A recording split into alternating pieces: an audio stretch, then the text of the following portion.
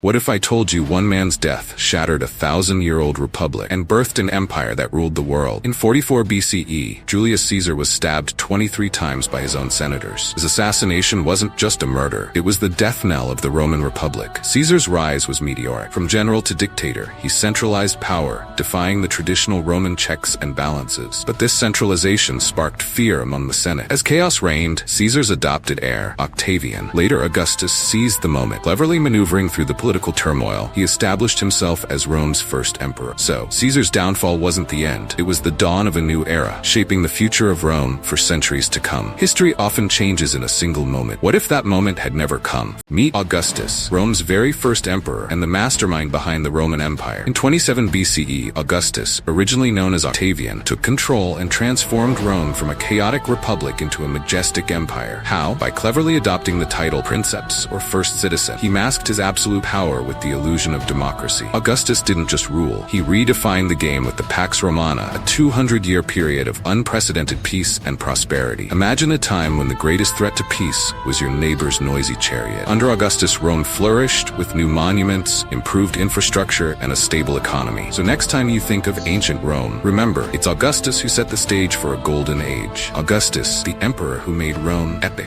An empire with shadows lurking in every corner? Meet Tiberius, Rome's enigmatic second emperor. From 14 to 37 CE, Tiberius reigned over Rome, but his legacy is anything but clear-cut. His reign was marked by cunning politics and ruthless suppression. While Tiberius expanded the empire and kept peace on the surface, his rule was fraught with intrigue and paranoia. Rumors swirl about secret trials and betrayals. Tiberius retreated to the island of Capri, leaving Rome to grapple with his mysterious policies. Was he a shrewd leader or a tyrant hiding from his own empire? Dive into the shadows of history and uncover the true Tiberius.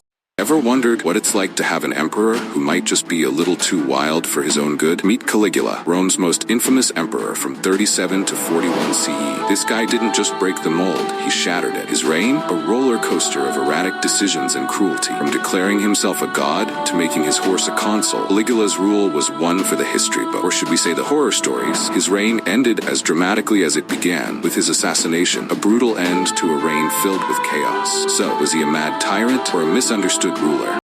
Meet Nero, Rome's most infamous emperor from 54 to 68 CE. His reign, a blazing mix of scandal and destruction. In 64 CE, a catastrophic fire tore through Rome. Nero was rumored to have watched it from his palace, fiddling away as the city burned. But that wasn't all. Nero famously blamed the fire on Christian, leading to horrific persecution and suffering. His brutal reign sparked widespread dissent, and in the end, Nero's own empire turned against him, leading to his dramatic downfall. Was Nero the ultimate villain of Rome, or just a product of his time? Meet Vespasian, the emperor who rose from the chaos to reshape Rome's destiny. In 69 CE, Rome was in chaos. 4 emperors in a single year. Enter Vespasian, the man who brought stability. His reign wasn't just about peace, it was also about grandeur. He started the construction of the Colosseum, one of Rome's greatest legacies. Vespasian didn't just build monuments, he reformed the empire, stabilizing it after years of turmoil and laying the groundwork for the Flavian dynasty. From chaos to grandeur, Vespasian's legacy is a testament to rebuilding and reform. What if I told you there was an emperor who turned Rome into a superpower, stretching its borders to their greatest extent ever? Meet Trajan, the emperor who expanded the Roman Empire to its maximum size.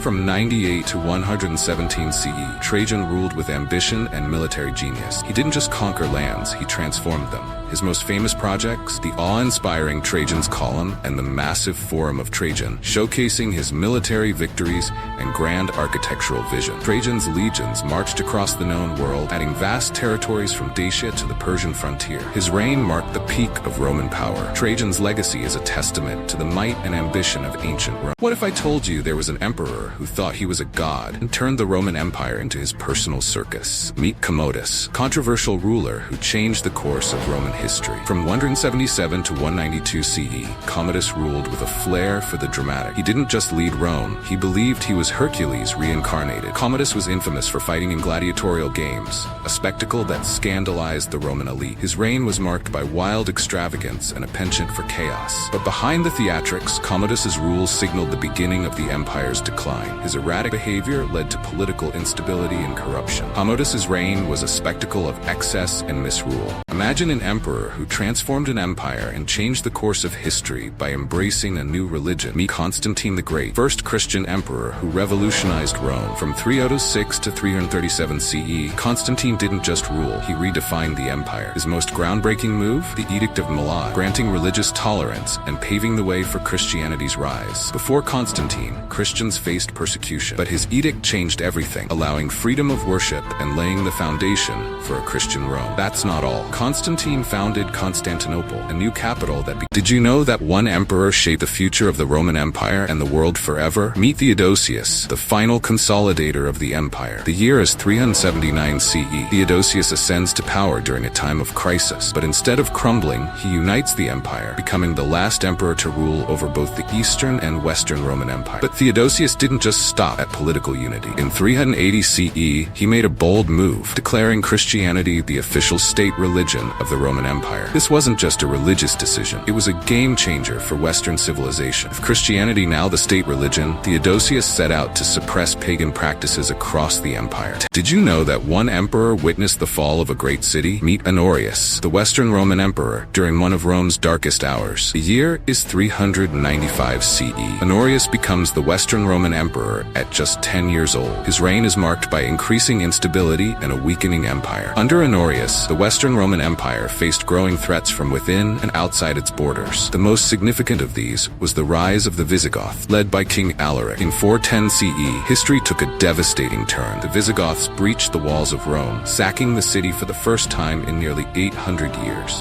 Ever wondered who the last emperor of the Western Roman Empire was? Meet Romulus Augustulus, the emperor whose fall marked the end of an era. It's 475 CE, and Romulus Augustulus, just a teenager, is placed on the throne as the Western Roman emperor. But his reign is short-lived, lasting barely a year. By 476 CE, the Western Roman Empire is a shadow of its former self. Odoacer, a Germanic chieftain, forces Romulus to abdicate, marking the official end of the Western Roman Empire. Romulus Augustulus's deposition didn't just end an empire, it marked the transition from antiquity to the medieval period. Roman Empire in the West was no more.